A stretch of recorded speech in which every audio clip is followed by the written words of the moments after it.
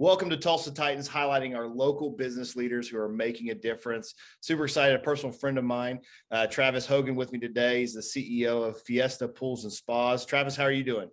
Hey, good, man. I appreciate the opportunity to be on here. So, kind of a cool experience for sure. It will be. I'm excited to dig in. Hey, get us started. Tell us a little bit about yourself. Travis Hogan. I was born in Richmond, Virginia at a pretty early age. Parents were from Tulsa, moved back here. Dad was a teacher at Cassia Hall, 39 years, and kind of raised in a very modest family. Great family as compared to some other stories that you hear out there. Lived up in Owasso pretty much since third grade, and currently live there now. Was introduced to a friend down the street that basically I always wanted to try to earn, money, and got introduced to a gentleman by the name of Bob Felstead that let me come and do odds and ends and earn money, and that kind of led from the pool business. He had a pool, taking care of his pool. Hey, I've got a friend that's got a pool route. Kind of got started cleaning pools and just doing odds and ends that led to, kind of in a roundabout way, Fiesta. So been, just humble beginnings and lots of hard work.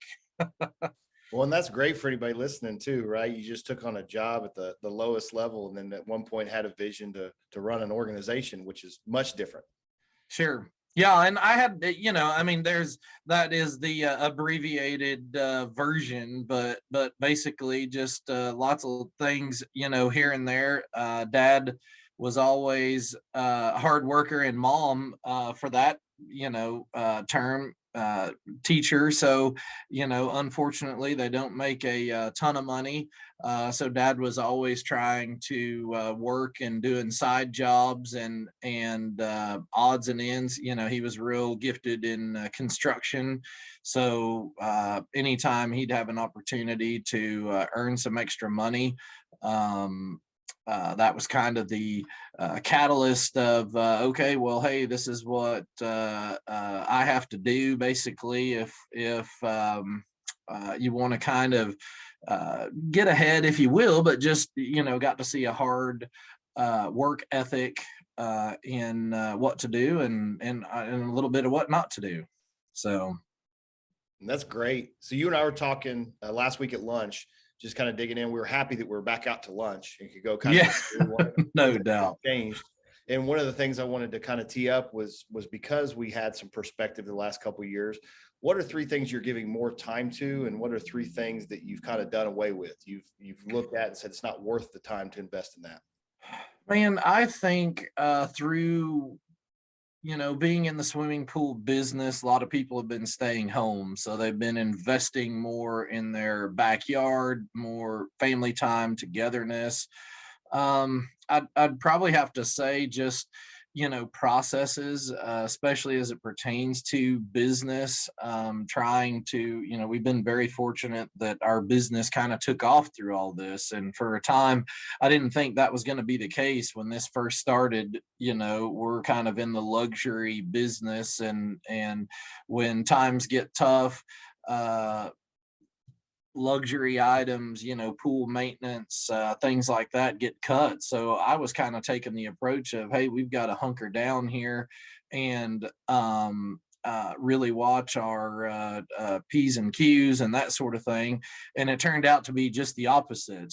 And so from there, it kind of presented a whole bunch of challenges. Is that, we'd sold out of a lot of stuff, kind of gearing up to build up cash during that time, and really not knowing what was going to happen, and seeing our business explode, which turned into just the demand, being more busy than we'd ever been probably in, Fiesta's existence. So that was a bit of a challenge, and just, hey, do we have all the correct processes in place, focusing more on our people. We hired Kevin Burr, our consultant with Barracuda, to kind of focus on traction, which I think you're familiar with, and I've heard some of your people talk about, and really getting focused on mining the business and working on the business instead of in it. And when things are starting to get crazy and busy, those processes are even that much more important. And we were probably behind the eight ball, really, but it just kind of spurred, okay, here's what we need to do. And we've been around a long time trying to take care of people, and not just our customers, but the people within our organization, our team members, and investing back in them.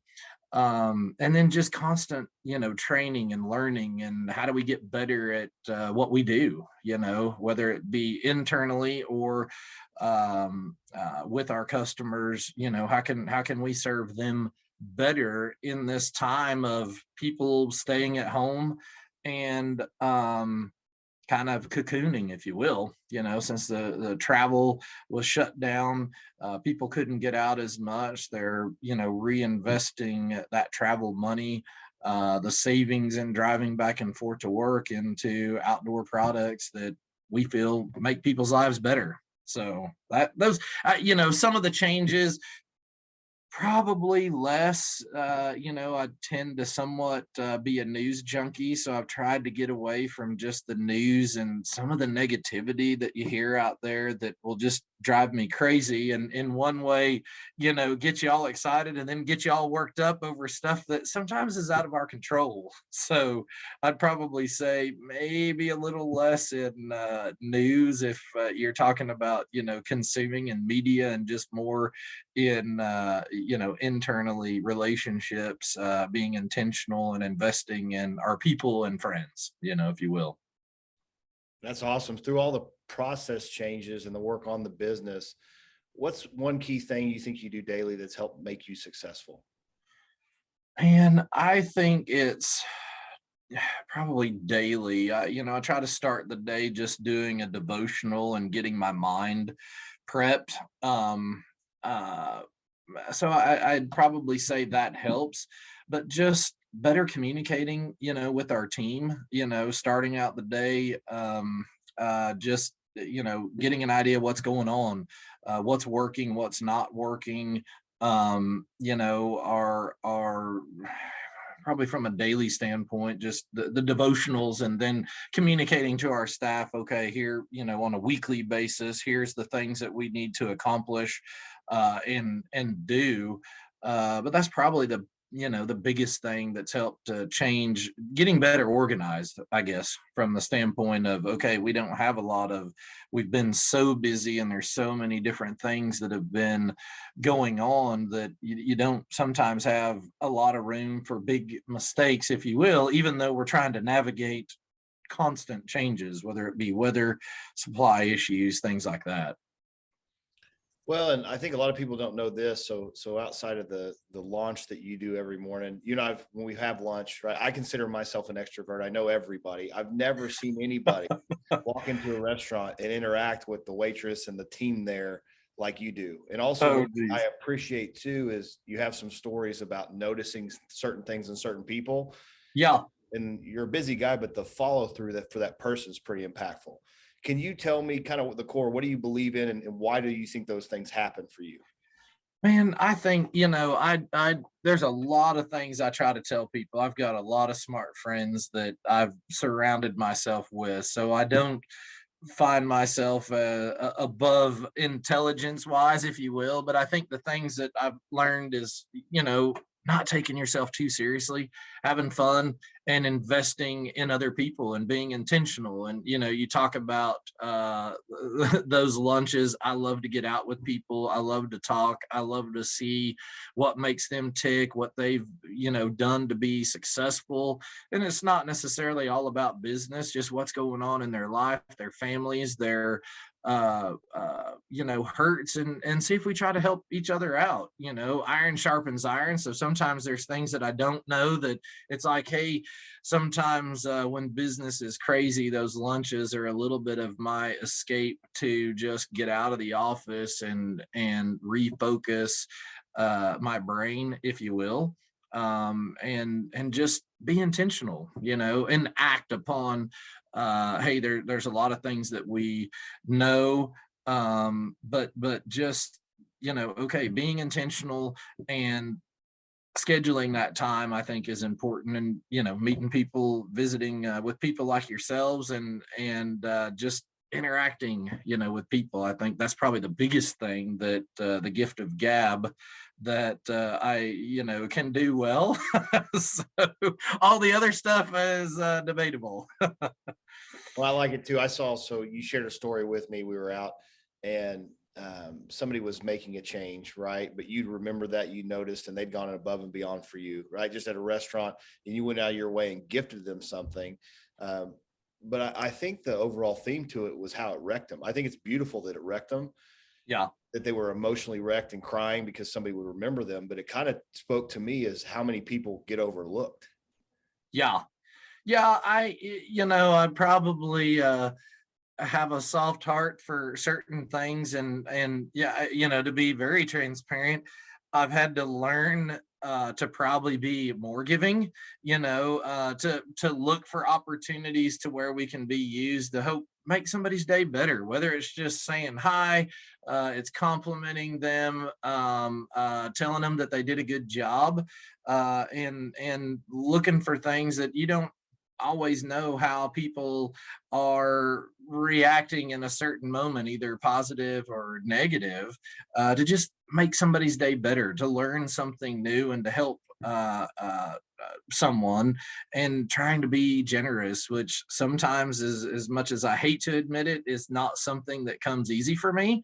And so I have to, again, it kind of goes back to that intentionality of, okay, how can I bless somebody or make somebody's life maybe just a little better, that hey, you might be having a rough day or is having a great day, and it's like, hey, you just notice, and so I think it's something that again, I just try to be intentional in doing. And I love, and again, it kind of goes back to, I love people. I love to talk.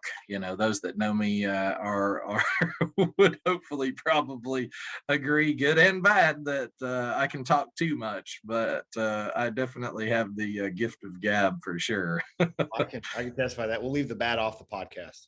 Yes, yeah, for sure. I want to go back because there are two things I'm really passionate about that you said.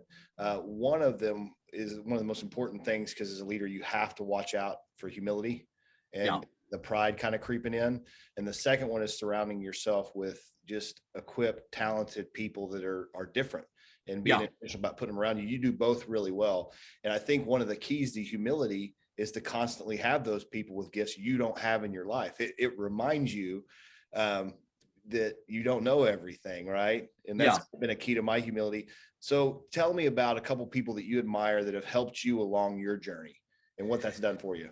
Man, geez, there's so many people. I think one, Mark Tedford, great guy. He's been my insurance agent for a long time, but not just my insurance agent, but a friend. And strengths and weaknesses and stuff that we all have. And it's neat to be able to see how he has interacted with people, and generosity that he has. Josh McFarland, Kevin Burr. I mean, there's so many.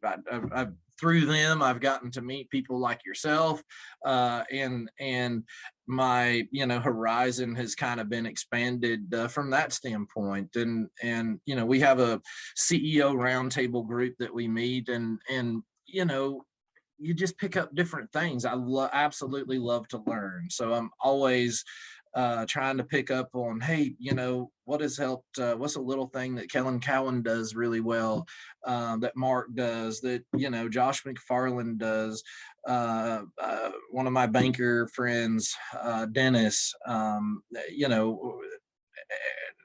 I think I like to be able to say, hey, here's things that people do well, and try to learn. Hey, man, again, it's kind of what I've been been saying, just, okay, hey, here's something that they do really well, and maybe something that I'm struggling with that can help me be a better business owner, leader, person, person in general. And it's just neat to see, to be exposed to that, and just learn. I think the key is just to learn how to be better, business wise, personally, professionally, that sort of thing. Yeah, I think that's great advice. I know as a leader, you get so busy, and so being intentional to learn from the people around you is something you actually have to stop and think about. Yeah. Yeah. So as a leader, now you've got to distill what you learned down through the organization. How are you intentional about that?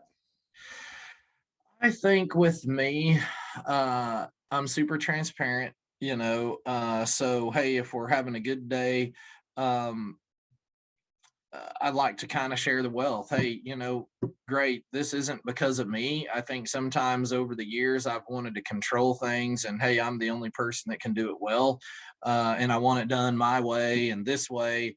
And I think over the years I've learned, and especially here, through COVID, is just, man, I can't do it all, and having to delegate, and being transparent, like, hey, we're doing well or we're not doing so well, team. And so what can we do? And listening, to what my team has to say, and then entrusting that, they're making the right decisions for our company, and let them be successful, but also let them fail forward as well, and learning from those mistakes, those challenges. And learning as a leader, I think the more that we can learn to be better at what we do, the better we can lead other people. So again, there's podcasts that I love to listen to. Craig Rochelle puts on a great leadership podcast, and I'm just constantly learning. There's real estate podcasts that I like to listen to, that I'll be driving in the car. I'm not a huge reader, but I know that leaders are readers, and that are, yeah, I think I said that right. And so just the constant learning. How can I get better, and what are we doing well, and give credit where credit's due.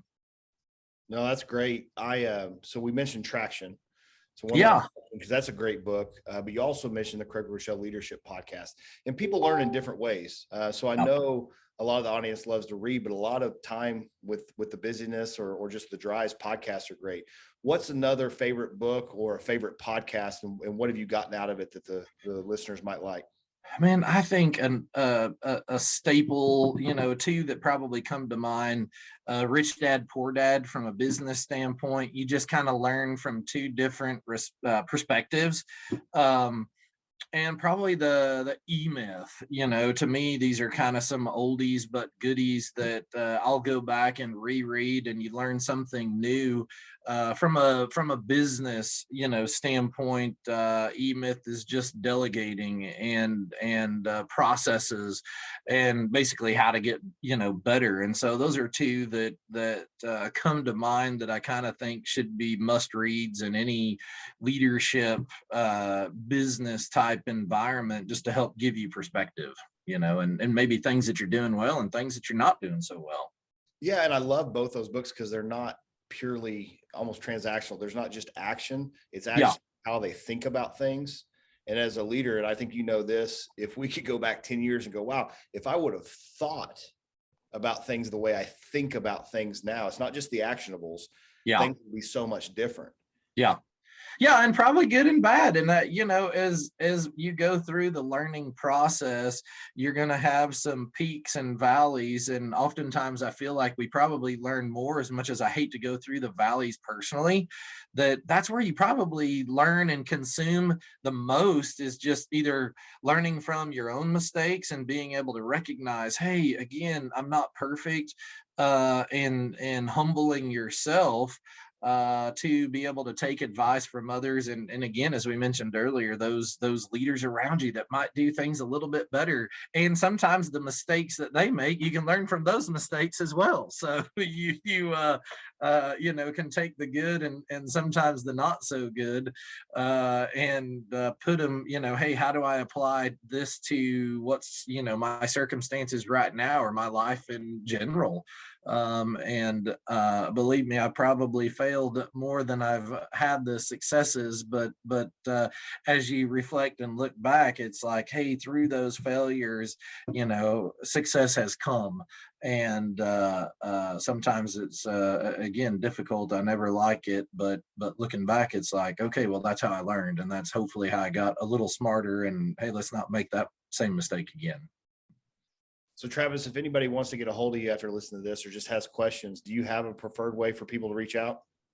I'm on, Facebook, Travis Hogan, Instagram. I probably spend way more time on there than I would like to admit, but that's probably the best way, or just through Fiesta. They can get a hold of me from that standpoint. Perfect. Everyone, this is Kellen Count, owner of New Wave Solutions.